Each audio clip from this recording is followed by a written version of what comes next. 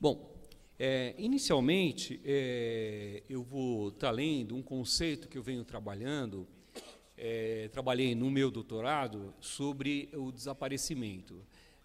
A gente sabe que, juridicamente, a gente tem alguns mecanismos que daria para entender o desaparecimento, seja o sequestro, o rapto, a subtração de incapaz. Quer dizer, juridicamente a gente tem, mas o conceito social, é importante a gente pensar e ampliar esse conceito social. Então, no meu entendimento, o desaparecimento é um processo contínuo de não aparecimento, ocorrendo na relação entre duas ou mais pessoas que possuem uma ligação relacional constante, podendo esta ser afetiva, de responsabilidade, por laços consanguíneos, amorosa, por afinidade ou de amizade. Ocorre o não aparecimento físico da pessoa ou a perda total do seu contato com seu círculo social, levando ao rompimento das relações anteriormente constituídas. Há de se considerar os casos em que uma ou mais pessoas testemunham o fato do desaparecimento sem possuir qualquer relação com o desaparecido, algo comum nos casos de tragédias ou catástrofes. Nesse sentido, o desaparecimento ocorre nas relações humanas e na convivência das pessoas em sociedade.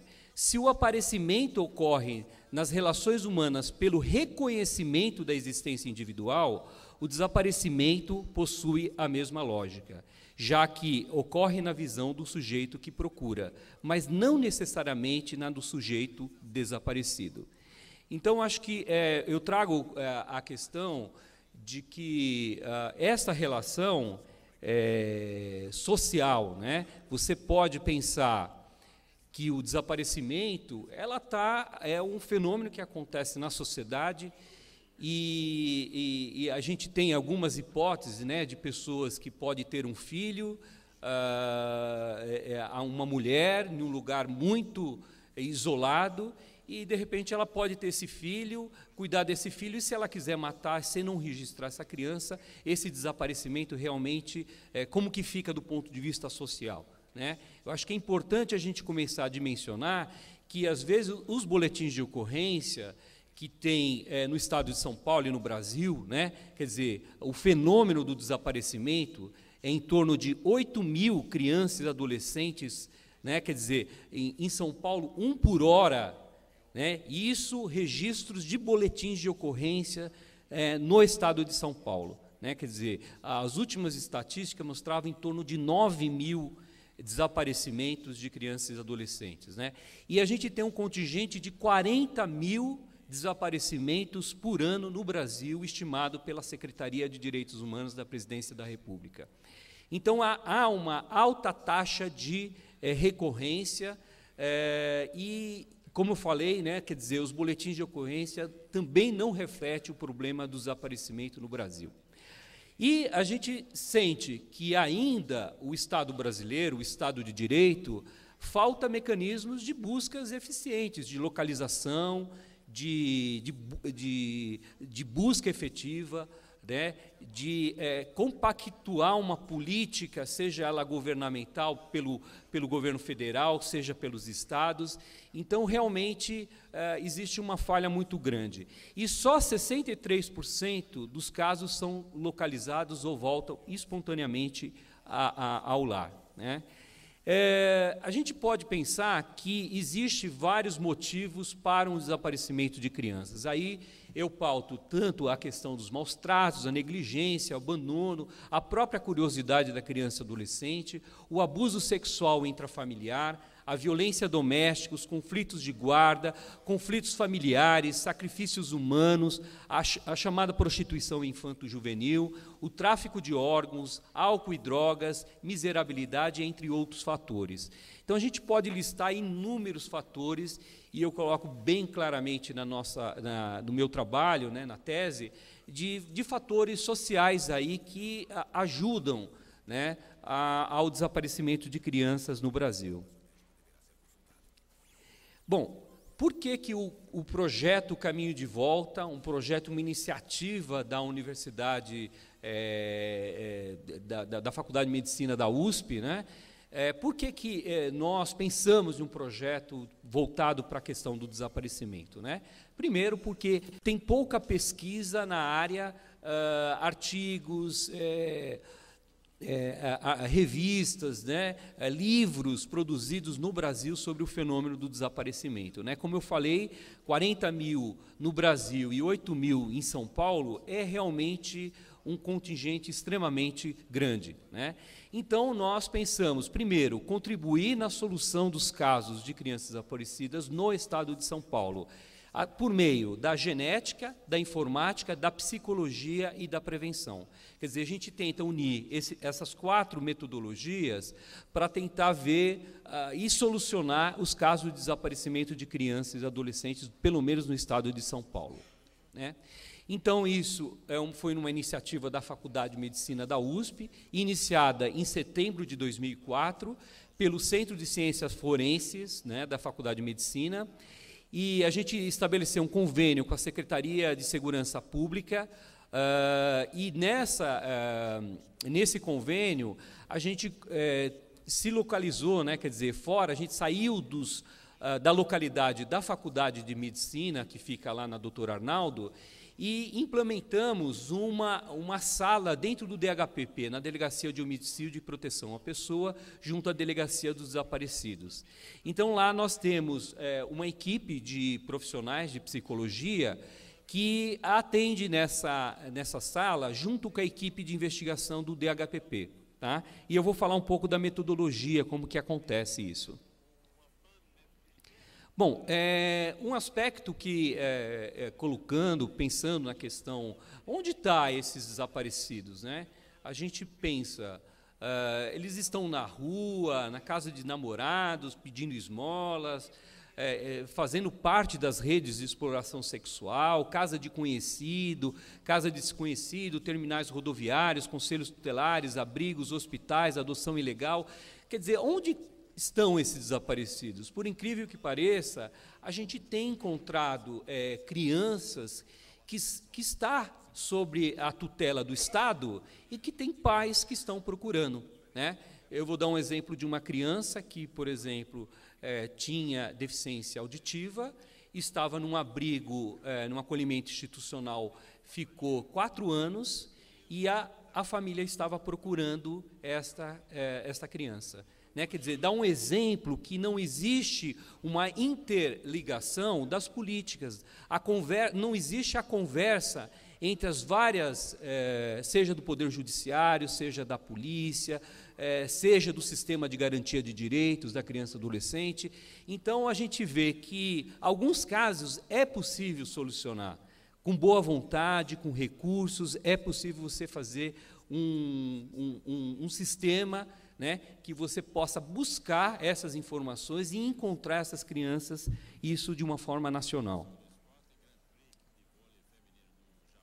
Bom, a gente tem algumas leis, né, que vêm consubstanciar a atuação da política de desaparecimento, né? A mais importante, vamos dizer assim, é a colocação no Estatuto da Criança e Adolescente, no artigo 87, são linhas de ação da política de atendimento, né? Serviços de identificação e localização de pais responsáveis, crianças e adolescentes desaparecidos. Então, você tem uma tentativa do Estatuto da Criança e Adolescente de construir uma política pública, mas dentro das políticas existentes, é a menor, vamos dizer assim, investida pelo governo federal, pelos governos estaduais, né? A gente caminha muito para as crianças vítimas de violência, de exploração sexual. Eu trabalho muito, né, nessa área como consultor do governo federal, na área da violência sexual, mas eu vejo que ainda a rede nacional de localização e de busca e localização, que é a Redesap, ela ainda é muito incipiente, né? Ela não tem uma política, por exemplo, um cadastro nacional de pessoas desaparecidas, que deveria ser um avanço no Brasil, um cadastro que pudesse conversar. A criança aqui em São Paulo se a polícia procurasse lá no Acre, no Amazonas, você encontraria a criança desaparecida. Infelizmente, não existe um sistema ágil, né? E você fica por conta de organizações não governamentais, fazendo uma política que deveria ser do Estado.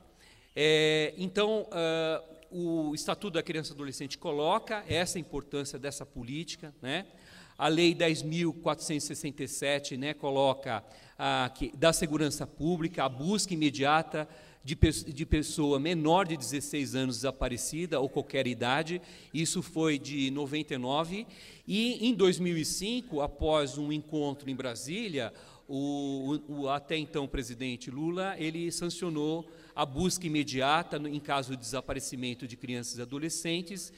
Colocado, a investigação do desaparecimento de crianças e adolescentes será realizada imediatamente após a notificação aos órgãos competentes, que deverão comunicar o fato aos portos, aeroportos, polícia rodoviária e campanhas de transporte interestaduais e internacionais, fornecendo-lhe todos os dados necessários à identificação do desaparecido. A gente tem um problema no Brasil, que é a questão do registro do boletim de ocorrência sobre desaparecimento.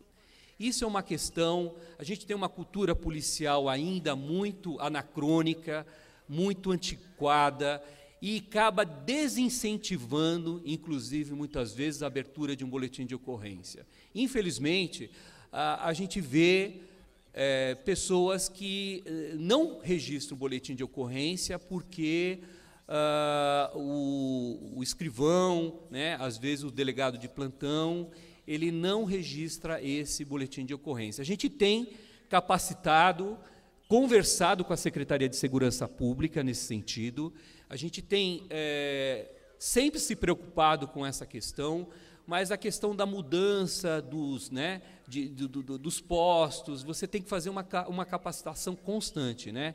Aqui a gente já foi várias vezes na Cadepol, fazermos essa capacitação, a doutora Gilca, passamos o Estado de São Paulo pelas DEINTERs, né, capacitando todo o corpo policial, mas ainda a gente tem uma cultura assim, espera 48 horas, 72 horas, para ver se realmente a criança volta ou não volta. Mas é importante, os senhores advogados, que a gente entenda que uma pessoa desaparecida, você pode já imediatamente lavrar um boletim de ocorrência. A gente tem que acabar no Brasil essa cultura que a gente não vai lá lavrar o boletim de ocorrência porque alguma pessoa desincentiva essa prática. Então, isso realmente é muito ruim, né, para o Brasil, e a gente sabe que a gente só encontra a criança na medida que a gente faça esse alerta efetivo, né? Os dados dos Estados Unidos mostram que é possível você encontrar crianças e adolescentes nas primeiras 24 horas. E, para isso, você precisa de uma mobilização social, uma mobilização intensa da polícia e dos órgãos competentes para a gente achar essas crianças. Então, a gente tem que acabar com essa cultura de que se lavra o boletim de ocorrência depois de 40, 72 horas. Isso realmente é uma prática, infelizmente, que acontece no país, né? Bom, como eu falei, o projeto Caminho de Volta, a gente tem 4 centros, né, de metodologia, o banco de dados, a expansão, que é o eixo de prevenção, o banco de DNA e o suporte psicológico que é dado às pessoas. Então, como que funciona esse sistema dentro do DHPP?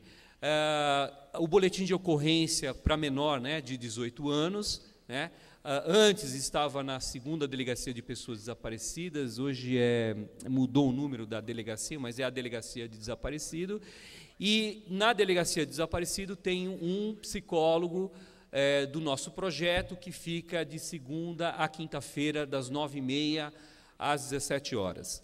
E lá a gente colhe em um filtro chamado FTA, que é um filtro importado, que o sangue dos pais que foi lavrar o boletim de ocorrência. Quer dizer, ele lavrou o boletim de ocorrência em uma delegacia comum, por exemplo, no final de semana. E depois ele vai ser chamado no DHPP, e no DHPP, para a investigação, olha, como que anda o meu processo, acharam o meu filho, não achou? E lá a gente faz uma entrevista, a gente tem todo um instrumental de pesquisa para determinar realmente as causas do desaparecimento. Porque, como eu mostrei, existem muitas situações de violência, de exploração sexual, de abuso sexual. Eu vou lembrar de um caso, por exemplo, do Calazans, que saiu na mídia, que foi uma pessoa que foi abriu um boletim de ocorrência de desaparecimento, mas ele falou que, de certa forma, a criança ele foi comprar pão e tinha deixado os 2 filhos no carro, um desapareceu, de 5 anos, e quando ele voltou, a criança já não se encontrava mais no carro. E a equipe de psicologia nossa desconfiou do comportamento dele e acionou a equipe de investigação. E depois eles tiraram o histórico de boletim de ocorrências, né, desse indivíduo, e existia várias passagens pela polícia, né? E ele tinha adotado uma criança. Até esse caso é um marco de adoção no Brasil, porque até então não era um procedimento de uma vara da infância e juventude pedir o histórico criminal das pessoas que adotavam, né? E o que aconteceu? Esse indivíduo tinha, em um ato de surto, né, eu diria psicótico, né, esse indivíduo chega a matar a criança adotiva no banheiro, né, com traumatismo craniano, e depois saiu com essa criança em uma caixa, enterrou essa criança e depois foi abrir o boletim de ocorrência de desaparecimento. Então a gente sabe que muitos casos de desaparecimento tem também a responsabilização, a responsabilidade das pessoas que são próximas da família, né? Então, a gente fez todo um questionário na Faculdade de Medicina que complementa o boletim de ocorrência e vai entendendo as causas do desaparecimento dessas crianças, desses adolescentes. Então, a gente faz lá 3 entrevistas, né? E dá um tempo de retorno, porque a gente vê que nesse ínterim, né, pode ser que a criança volte. É possível que a criança, em alguns casos, voltem, né, como a gente apontou, 63% dos casos que a criança tem essa possibilidade de voltar para casa. Então, a gente faz um acompanhamento desses psicólogos, a doutora Cláudia, na USP, faz uma supervisão, aciona todo o sistema de garantia de direitos da criança e adolescente, CRAS, CREAS, organizações não governamentais, toda a política, e vai fazendo os encaminhamentos dessa família. Persistindo o desaparecimento, realmente é um sofrimento muito grande. Eu, como psicólogo, falo isso. Eu tenho, além do caminho de volta, eu tenho alguns alunos que fazem acompanhamento das mães lá na ONG Mães da Sé, que vocês conhecem, né? E lá o sofrimento dessas pessoas é muito intenso, né? Quer dizer, você, como é falado por muitos psicólogos, né? É uma dor que não se esgota, né? Do ponto de vista emocional, né? Você tem doenças psicossomáticas dessas mães, elas sofrem demais, né? E muitas vezes elas estão sozinhas, porque elas não têm um aparato, não têm o apoio da polícia, não têm o apoio dos órgãos competentes, e elas estão ali sofrendo, muitas infartando, muitas não podendo sair de casa, porque tem a esperança que alguém vai ligar dizendo que encontrou o filho. Então, o sofrimento para aqueles que perdem, que têm uma pessoa desaparecida, é muito intenso, e é uma dor que é parecida com a perda de uma morte. Só que a morte, você vê a existência individual ali, daquele corpo, né? Você enterra, você fecha um luto. O desaparecimento, não há fechamento de luto. a pessoa continua sofrendo, né, ad eterno. Então, acho que isso, por exemplo, isso mostra em um filme, por exemplo, da Angelina Jolie, A Troca, mostra claramente o sofrimento dessas mães e outros casos que a gente vê aí na televisão. Bom, a gente tem, dentro de os cartazes, a gente vem fazendo sempre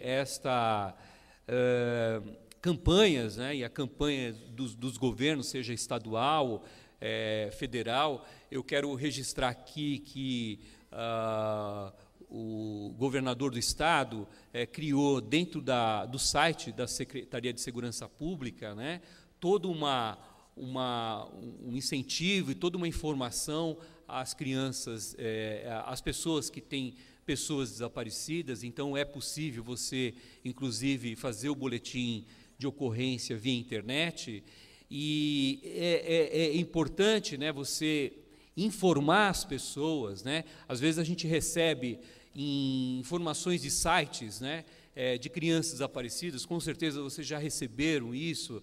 É importante encaminhar esses e-mails lá para o nosso caminho de volta, nosso projeto. Por quê? Porque a gente faz o contrário. Se aquela criança foi encontrada e esse e-mail está rodando na rede social, a gente faz o inverso. A gente vê se realmente aquela criança está desaparecida e a gente pede para a rede, fala, olha, essa criança já foi encontrada, ela já foi solucionado esse caso. Então, eu vou deixar o site depois para vocês. Pegando um caso de pessoa desaparecida, vocês podem pedir para a gente que a gente faz a verificação se aquela criança, aquele adolescente ou aquela pessoa está desaparecida efetivamente. Então, acho que é importante fazer uma campanha preventiva constante, como esse momento que nós estamos fazendo aqui, né, nesse encontro. Bom, um dos aspectos né, do Centro de Ciências Forenses da Faculdade de Medicina é a questão do DNA, né? Por que é importante o DNA? Primeiro, não temos uma identidade biológica ao nascer. Crianças, né, mudam rapidamente a fisionomia. DNA anula efeito da idade, evita deslocamento das famílias, pode ser feito a partir de qualquer material biológico. Então, a gente tem alguns mitos, né, dentro da questão do DNA, que eu acho que, primeiro, a gente acaba desmistificando isso. Com certeza, né, 99,9% do nosso DNA, como humano, é idêntico. O que diferencia a gente é 0,01%. E a gente, olhando um para o outro, a gente vai ver como que nós somos diferentes, pelas nossas experiências, pelas nossas também, esse 0,01% das nossas diferenças biológicas, né? Então, acho que é importante que o DNA, ele é uma ferramenta importante para poder, na medida que você colhe o material genético pelo filtro FTA, eu acabei não falando direito, mas assim, quando você colhe o sangue da pessoa, você consegue processar, né, esse sangue e guardar um material biológico lá no laboratório nosso. Depois eu vou mostrar como que funciona o nosso banco, né? Então, a importância para as crianças abrigadas que podem ser adotadas, crianças e adolescentes com deficiência física ou intelectual podem não ser localizados por problemas de comunicação. Crianças adotadas não possuem o perfil genético dos seus pais, biológico, para confronto. Isso é importante, né? Quer dizer, uma criança adotada, e se ela foge de casa ou ela desaparece, é importante os pais terem o material biológico dessa criança, porque se a gente tirar o material biológico, não vai confrontar, né? A criança tem uma outra genética, né? Quer dizer, de outros pais, então a gente não consegue confrontar. Isso é um grande problema, né? Então, a gente tem instruído, né, as famílias também, quando a gente vai fazer palestra em escolas, de ter algum tipo de material que possa ajudar na identificação dessa criança, né? Vamos lá. Então, vamos falar aqui um pouco do nosso banco de dados, né? Então, como falei, a gente pode localizar a criança pelo sangue, a gente aplica pelaquela caneta de diabetes, né? Faz um furinho no dedo, na polpa do dedo da pessoa, colhe esse sangue pelo FTA, ou a gente pode pegar pelo suave, que é um cotonete grande que a gente tira as células da boca quando a pessoa não quer né, furar o dedo. E é possível, né, a gente pegar o bulbo do cabelo para fazer o DNA também, né? E este material, né, ele é dos pais, né, quer dizer, do banco referência nosso, né? O banco questionável é justamente quando a gente, infelizmente, encontra, né, a polícia tem encontrado, por exemplo, casos de crianças, né, que estão em decomposição, e, né, ossos de crianças. Então, você tem que fazer uma confrontação. E muitas vezes a gente tem uma dificuldade com o próprio IML, a gente tem conversado muito com o Instituto de Medicina Legal, para fazer esse cruzamento, né, de crianças menores de 18 anos, quer dizer, crianças e adolescentes menores, para que a gente possa fazer a confrontação com o nosso banco questionável, para ver se os pais estão procurando ali. E essa comunicação, por incrível que pareça, ainda não é ágil.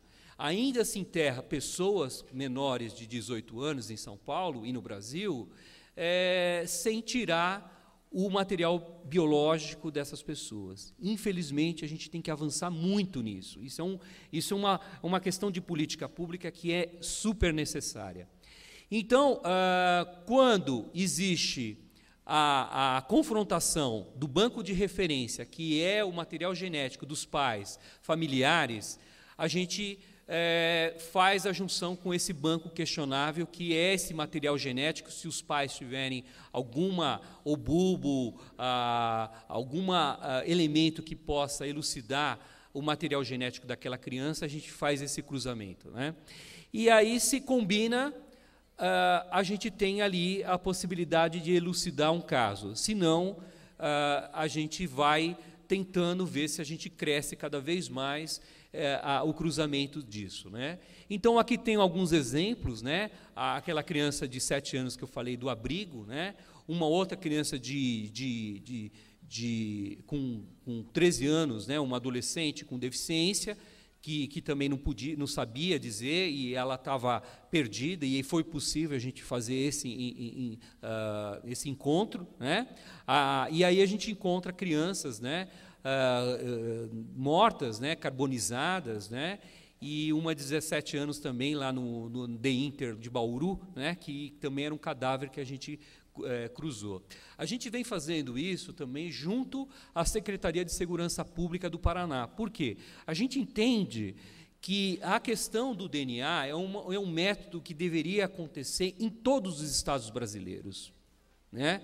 Para a gente cessar essa dor, para a gente tentar essas investigações forenses possam ajudar na elucidação desses casos. Infelizmente, muitos estados brasileiros não têm essa tecnologia.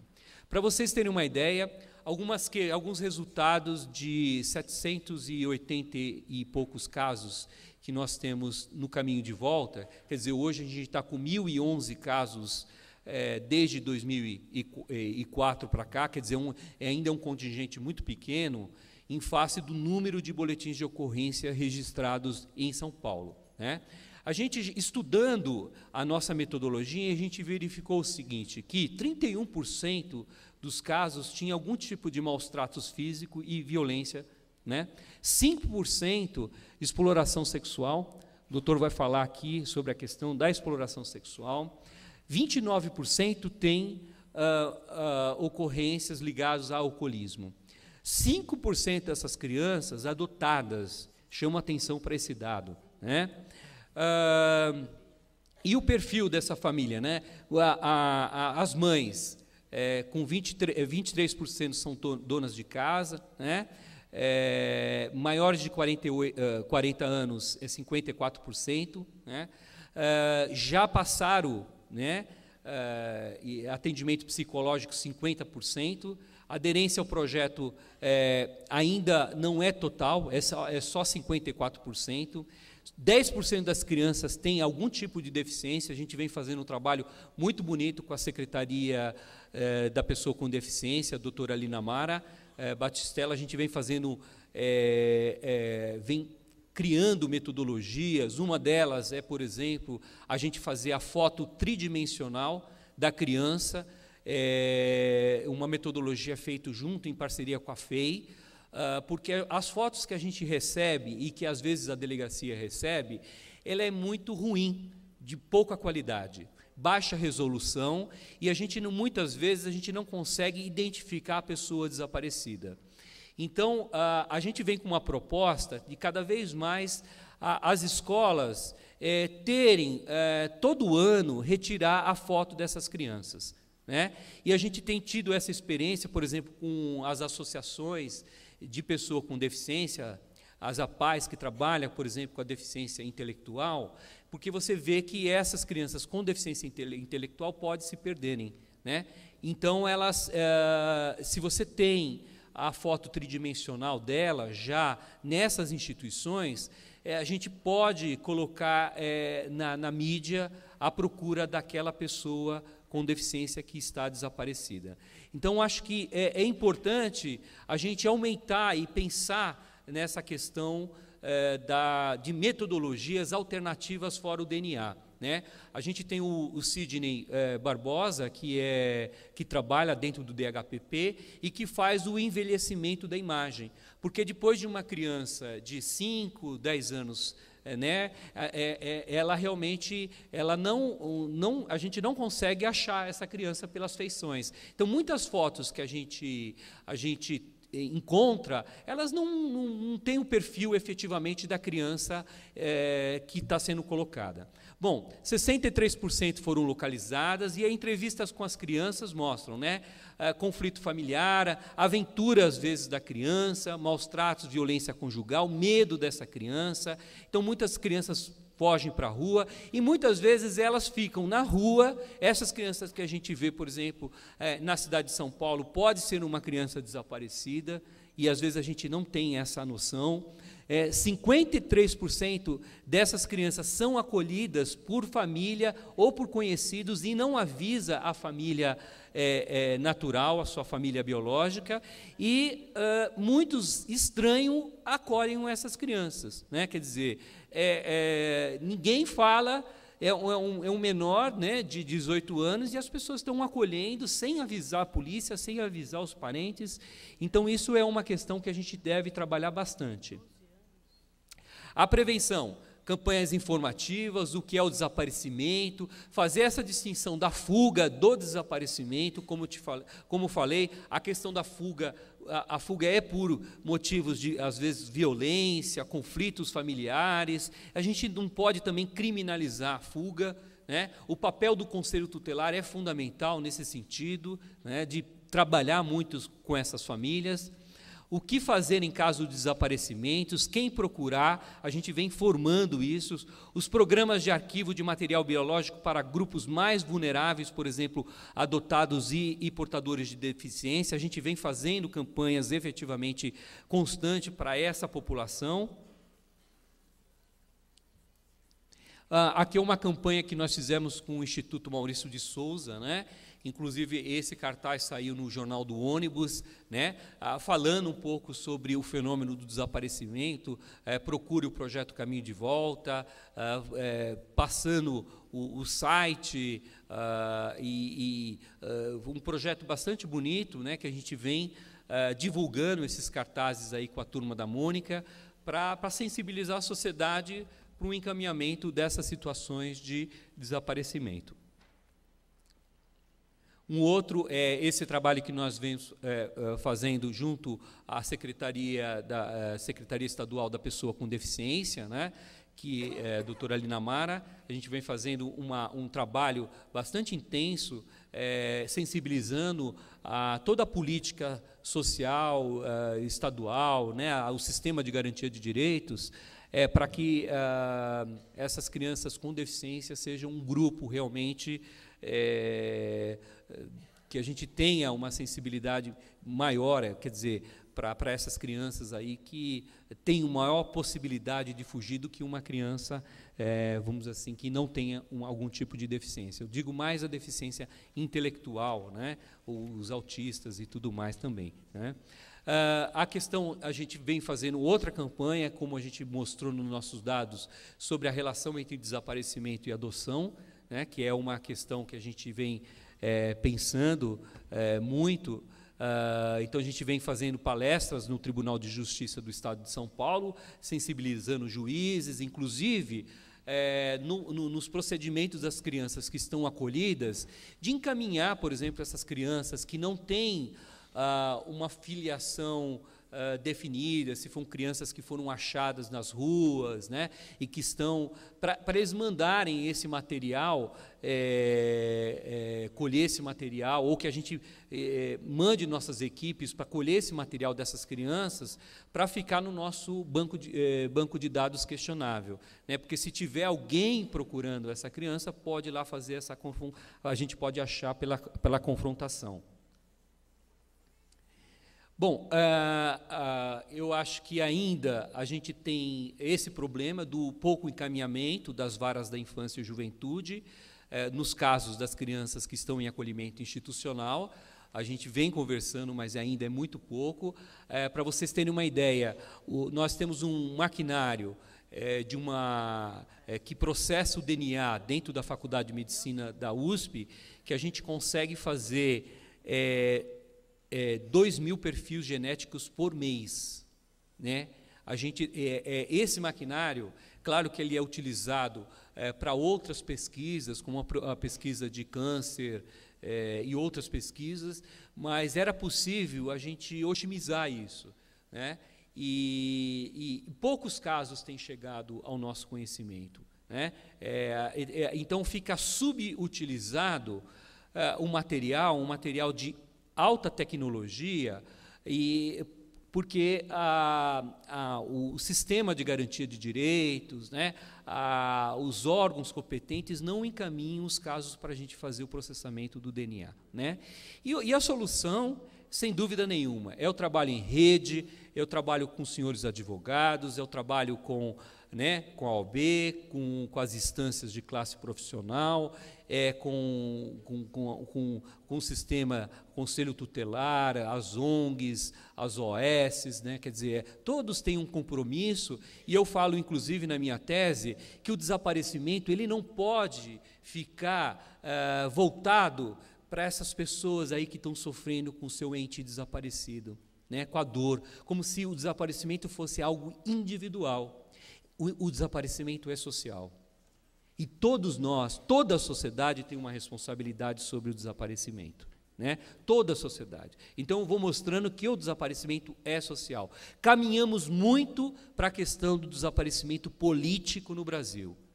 As vítimas da ditadura militar, caminhamos muito nesse sentido, né? Inclusive, eu venho, né, falando, viu, Cabezon, a importância do Estado, de dar um retorno para essas pessoas, né, que fica sem saber por anos a fio, né, uma reparação de danos aí, né, para essas pessoas que ficam sem essa pessoa, porque ela tem isso pelos desaparecidos da ditadura militar, os desaparecidos políticos, mas e os desaparecidos produzidos pela nossa sociedade, né? Então, acho que é uma questão que o Estado brasileiro deve cada vez mais pensar sobre isso, né? Uma forma de ressarcir essas pessoas pelos danos. Muitas pessoas perdem seus empregos, porque fica o tempo todo buscando a criança. Muitas dessas pessoas têm que ficar, né, ficam em casas deprimidas. Então, o Estado brasileiro deveria reparar, né, isso, eu coloco, Durso, essa proposta aí, né, para a OAB, com uma proposta que deve ser encampada, né, de que o Estado brasileiro tem que se comprometer com isso, com essas famílias. Se a gente não fizer uma política nacional em que a gente devolva os direitos civis os direitos sociais dessas pessoas, a gente não vai caminhar. Para vocês terem uma ideia, nos Estados Unidos, 93% dos casos são resolvidos. Só 7% dos casos, e em alguns estados americanos, chega a 97%. Lá, se uma criança desaparece dentro de um shopping, tem o alerta Amber, que fecha o shopping e ninguém sai do shopping até aquela criança não ser encontrada. Então, a gente tem mecanismos sociais tecnológicos hoje que a gente precisaria estar, né, pensando mais para essa questão do desaparecimento. Né? A gente vê, né, em pleno século XXI, as mulheres em Santa Bárbara do Oeste, o caso aqui que aconteceu recentemente, né, da criança que foi retirada, a subtração de incapaz, bebês que são retirados da maternidade. Quer dizer, isso é um absurdo acontecer se a gente não tiver uma sociedade que melhore o controle social. Né? Eu não sou favorável a implantar, como acontece, né, os chips, né, nas pessoas, mas, infelizmente, a sociedade está, infelizmente, caminhando para isso. Né? Cada um tem um chip, né, para poder ser localizada. Eu acho que eu sou favorável de uma política que respeite as liberdades individuais. Né, acima de tudo, né, mas uma sociedade que tenha uma política condizente, uma política pertinente, uma política que possa dar resposta a essas pessoas que têm seus entes desaparecidos. É isso que é a minha proposta. Aqui faz a nossa equipe, né, eu e a professora Cláudia, a doutora Linamar, a doutor Chau, que trabalha na prevenção expandida, doutor Eduardo Massad, o Lopes, que cuida da informática e faz o cruzamento do DNA, a doutora Gilca, a doutora Cíntia, a doutora Fernanda, que cuida do DNA, e a doutora Gilca, que efetivamente cuida, né, que é coordenadora do nosso projeto, e ela sente muito de não estar aqui nessa palestra hoje. Eu vou ficando por aqui, está aqui nosso e-mail, vocês podem consultar, o e-mail da professora Gilca, vocês podem consultar e entrar no nosso projeto, e eu agradeço a atenção de todos, obrigado.